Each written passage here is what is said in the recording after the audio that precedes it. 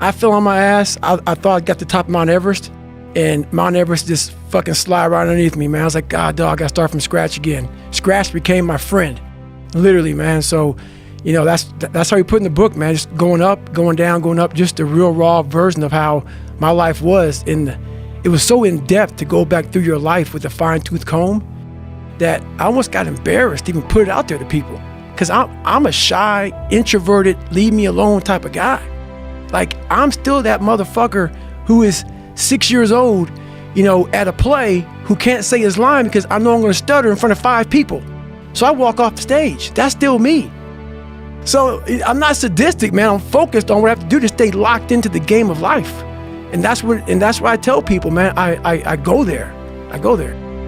I'll tell you this, I started really realizing that when I started overcoming myself, I started getting around these real alpha males, these hard men. And I always put people way above me when I was growing up. Like, my God, they had to have a lot more than me to get to where they're at. And a lot of them did. But once you get around the best of the best of the best people, you can kind of start breaking them down and realizing, man, you're just as fucked up as me. Like we all have, but all you did was you hit it better. But I started realizing just because I look different than you, a lot of you motherfuckers can't hide either. So it started giving me courage through watching people that we all have a story. We all have a jacked up life in one way or another. Some of us don't have the guts to talk about it though. And that's where I found the guts to talk about mine. And that's where I started learning that life is one big psychological warfare that you play on yourself. You play on yourself, man. The most important conversation I ever had is with myself. And the shit I was telling myself was so fucked up, it was so wrong, it was so misguided. And other people start to write that dialogue for you also. And it starts to be what you say to yourself every single day. And I started creating a whole nother warfare, a whole nother battle started becoming. I was like, oh, hang on a second, Goggins. You have these tools. You have these tools. Your life was basically the perfect grounds for training for where you need to go in your life. All the beatings, all the bullying, all the, you going through learning disabilities, all the struggles, it was the absolute perfect training ground for you to go to where you need to go. And that's how I started looking at my life versus woe is me, poopy pants, kick a rock down the street mentality. It was, nah, God just hooked you right the fuck up. He hooked you right up, man, with the perfect place. You were training for the first 18, 19, 20, you were training for this stuff, man. You have the advantage of everybody else versus, my God, they're so above me. They came from a great family. Mom and dad love them. They didn't have to learn, they didn't stutter, they didn't struggle. No, man, your struggle is what made you who you are now. So I started flipping this into a whole different, I started being a master of what I was scared of. I was scared of my mind. And I became literally a master of that mind. And that's what from now on, it sets me apart from most people. I started diving into that. I used to look at my life from a different vantage point.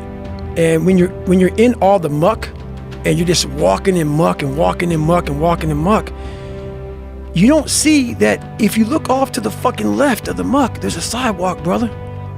Get off of it. You have your head down looking in this muck.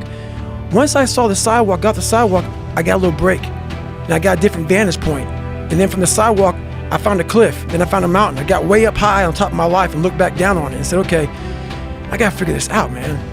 I'm not going anywhere. I'm starting to lie. So when you have a messed up foundation, I started lying about everything. I wanted people to like me.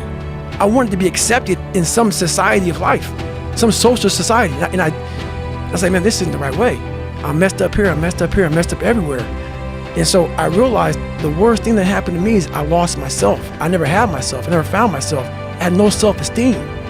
So I knew through working out and through learning, because it took a lot for me to learn also, I started finding self-esteem. Once I found that, that's when doors started opening up. I stopped caring about people, that what they thought, being judged. Wow, if I say this, if I started right now, are you gonna make fun of me?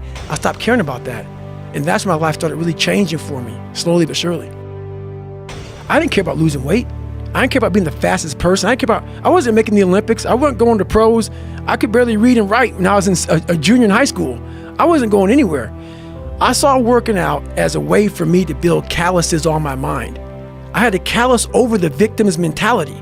I always equated training to mental toughening. Like, it always looked brutal. People waking up early and doing all these things, and it looked horrible. I was like, wow, man, I gotta start doing that.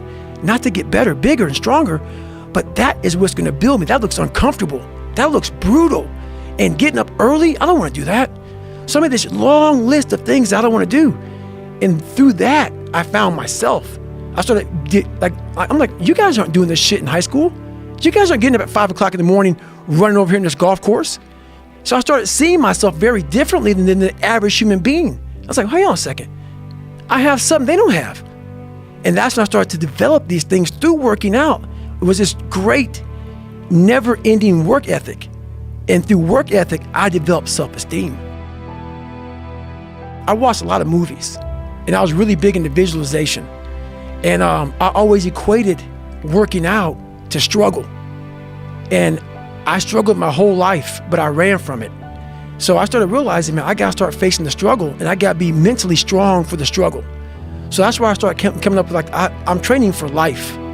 Mentally, I'm training for life. I'm not training for like, to lift 400 pounds. And I found out on my own pretty much, is that through this, through discipline, through self-discipline, through repetition, through tons of repetition of the same thing that you don't want to do, and that's the key thing.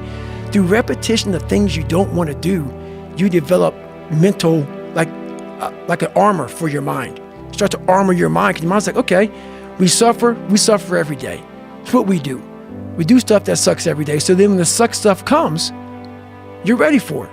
And that's how I started coming up. You know, I just started being very uncomfortable. And now it's like just a way of life. So I had this my whole life. I mean, I don't know if people believe in God or what. I don't care what you believe in. There's been this unrelenting voice in my head. We all have this voice. It's the right or wrong voice. And a lot of times that voice guides us into comfort. And my voice guided me into comfort a lot. But I have this other voice I heard my whole life saying, hey, motherfucker, what are you doing? No, man, we got to go over here. We got to go over here to that rock pile over in the fucking corner where nobody's at. That's where victory's at. We're over there in that corner. So this voice was giving me all these answers. Now, I wasn't a real smart kid growing up, but I had this crazy voice in my head saying, over there is where the fucking answers are. And I didn't want to listen to it because over there was pain. Over there was me looking in the mirror. Over there was me being accountable for all these things that went through my life. Even though people put them on me, it's now mine to own. And I didn't want to go over there by myself, but I had to. And this voice was guiding me there. It's God, whatever you want to call it. But that's what it was in me. I was a character. I was trying to find myself through a character. I was making different hairstyles and sagging my pants, and I was off. I was off, man. I was a clown. I was a clown, and I was like, this is not where you're supposed to be in life, man. And it's ugly when you look in that dirty mirror and you're trying to do a new hairstyle to go to school. You know, I had a hairstyle one time where I shaved the top of my head. So I went to school with hair on the side of my head and in my back, and I shaved the whole top of my head. I was the funny dude that came into school, like Criss Cross came out when I was in high school. So my pants were backwards. I said, you know what, I'm gonna have my pants backwards, sag down past my ass crack, shirt turned backwards with a toothbrush in my mouth. So it was just, I would sit at home, instead of studying, I would think about, what can I do to impress the motherfucker at school? Wow. And that became my life. And that it's a long road to hoe to get to the guy who says, now, you don't ever smile on any podcast, you look so serious. I look at that shit, I'm like, you motherfuckers have no idea who I am, where I've come from to get here today. So what people read in this book can't hurt me. It's a sad story. It's a horrible story. It's a tragic story. It's a story that made me who I am today. But you have to learn to laugh at yourself too. Once you go through that shit, so there's a lot of parts in there where there's a lot of me against a lot of white people, you know? And I have a routine that I won't do. So people who hire me to speak, I'm not gonna do the routine. I often do it sometimes. And think about it. I was a 36 black guy to go through SEAL training. Like the first time they tied me up and threw me, it's called drown proofing. So I'm negative Brian as hell, you know? So imagine them getting your hands and feet, tying your ass up and throwing you in the fucking water and say swim. It was like throwing a cat in the water with fucking a brick on him. So I was just losing my fucking mind. So it's so many things I had to get over, you know, and I found humor. I found humor in my suffering. I was like, motherfucker, what are you doing out here, Goggins? Like, this is crazy. Like, you're literally trying to reinvent the wheel, but I was trying to reinvent my mind. And I used every single tactic possible to do that. I didn't want to live in this world where I was a fake human being anymore. And I was tired of blaming everybody for where I was at. So I had to go back to where, my roots and the origin of all this happened, and it's hard to do that. If you never fix yourself, the next person in line is going to get the wrath.